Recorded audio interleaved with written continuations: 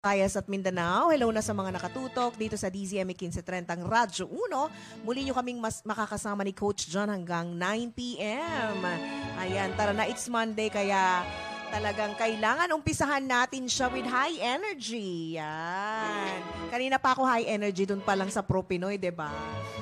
Nagsimula tayo sa umagang-umaga.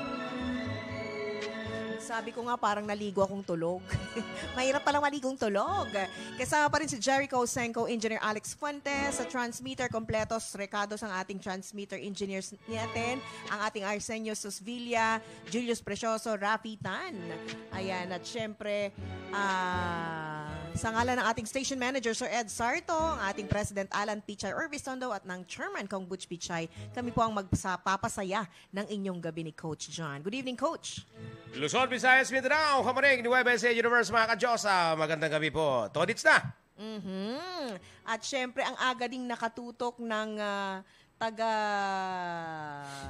DMP Modeling. Ayan, kasi naka-display dito sa atin yung mga awards na receive natin kahapon. So, thank you so much again sa DMP, Dream Maker Productions Modeling Management, sa parangal na ibinigay sa ating himpilan, Most Excellent and Trusted Broadcasting Media Production Company.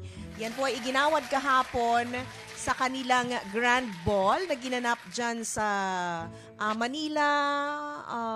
Anong tawag dyan sa event? Grand Opera. Grand Opera.